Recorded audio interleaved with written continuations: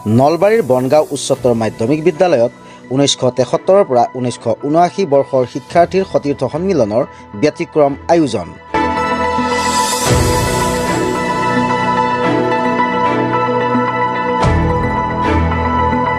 নলবাৰী জিলাৰ পশ্চিম প্ৰান্তৰ শিক্ষা ক্ৰীড়া সংস্কৃতিৰে আগবঢ়া ঐতিহ্যমণ্ডিত বৰনদী বনগাঁও অঞ্চলৰ একমাত্ৰ চৰকাৰী উচ্চ শিক্ষা প্ৰতিষ্ঠান বনগাঁও উচ্চতৰ মাধ্যমিক বিদ্যালয়ত তেতিয়াৰ বনগাঁও উচ্চ মাধ্যমিক বিদ্যালয়ত শিক্ষাবৰ্ষ 1973ত পঞ্চম শ্ৰেণীত নামভৰ্তি কৰি 1979 শিক্ষাবৰ্ষত হাইস্কুল শিক্ষান্ত পৰীক্ষাত অৱতীৰ্ণ হোৱা শিক্ষাৰ্থীসকলে সতীৰ্থ সন্মিলনৰ আয়োজন কৰিছে। আজি পুৱা 11 বজাত অনুষ্ঠিত হৈ যোৱা উক্ত সন্মিলন আয়োজন সম্পৰ্কে একাংশ সহপাঠীয়ে বিদ্যালয়খনত এক আলোচনাত মিলিত হয়। উল্লেখ্য যে ইয়াৰ পূৰ্বে যোৱা 3 মাৰ্চত এক প্ৰাৰম্ভিক আলোচনা হৈ যায়।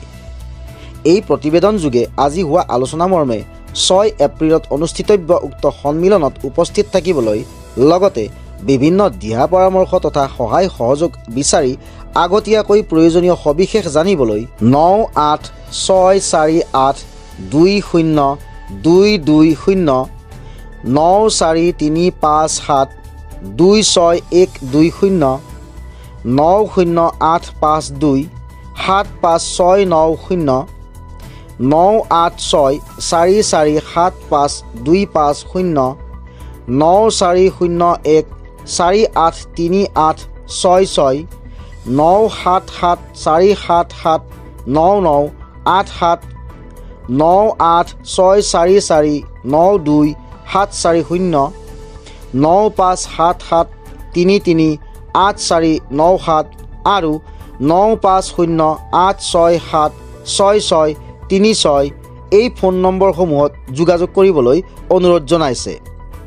লগতে উক্ত আলোচনাত কেইবাটাও গুৰুত্বপূৰ্ণ সিদ্ধান্তও গ্ৰহণ কৰা হয়।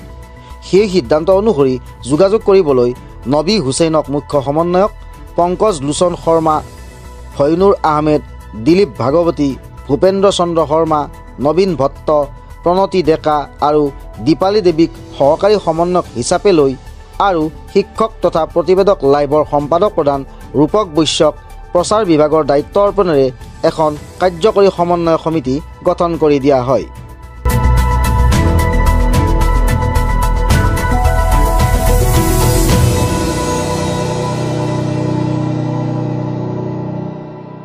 আমি 1973 চনৰ পৰা 79 চনৰ ভিতৰত যিখিনি সহপাঠী, সেই সহপাঠীখিনি আমি লগ লগাৰ কাৰণে বহুত দিনৰ পৰা চিন্তা চৰ্চা কৰি আছিলোঁ, কিন্তু আমি আগবঢ়া সুবিধা পোৱা নাছিলোঁ।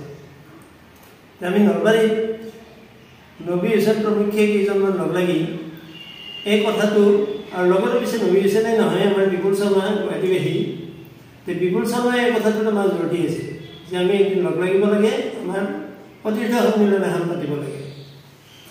যদিও আমি সতীৰ্থ বুলি শব্দটো উল্লেখ কৰিছোঁ, আচলতে আমাৰ সহপাঠী সন্মিলন এইখন। আমি লগ লগাৰ কথা চিন্তা চৰ্চা কৰি এদিন বনগাঁও হাইস্কুলৰ অধ্যক্ষ চিত্তৰঞ্জন শৰ্মাৰ লগত আমি যোগাযোগ কৰোঁ, আৰু তেখেতে আমাক বেছি উৎসাহিত কৰি আগবাঢ়িবলৈ দিয়ে। তেখেতৰ উৎসাহতে আমি আগবাঢ়ি মাজতে আজি নহয় যোৱা 3 তাৰিখে এখন বৈঠক আমাৰ অনুষ্ঠিত হৈ যায়, আৰু সেই বৈঠকত আমি গ্ৰুপ এটা খুলি আমাৰ সহপাঠীসকলক আমি আহ্বান জনাওঁ যাতে আমি কৰিব বিচৰা যিটো সন্মিলন, সেই সন্মিলনখন ফলৱতী হয়। সেইখিনি কথাৰ ওপৰত নিৰ্ভৰ কৰি আজি পুনৰ আমি কেইবাজনো আমাৰ সহপাঠী লগ লাগোঁ, আৰু লগ লাগি আমি সিদ্ধান্তত উপনীত হওঁ যে অহা এপ্ৰিল মাহৰ 6 তাৰিখে আমাৰ বৈঠকখন অনুষ্ঠিত হ'ব। আৰু ইয়াত আমি বিচাৰিছোঁ আমাৰ যিসকল শিক্ষাগুৰু আজিও আমাৰ মাজত আছে তেখেতসকলৰ উপস্থিতি। তেখেতসকলক আমি আমাৰ মাজত আনি কেনেকৈ তেখেতসকলক আপ্যায়ন কৰিব পাৰোঁ, কেনেকৈ সম্বৰ্ধনা জনাব পাৰোঁ, সেই সংক্ৰান্তৰ আলোচনা আজি খৰচী কৰা হয়।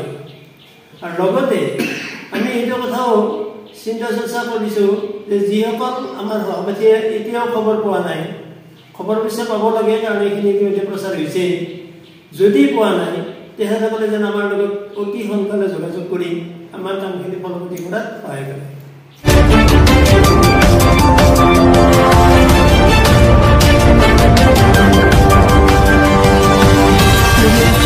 প্ৰতিবেদক লাইভ পোহৰৰ দিশে এখোজ।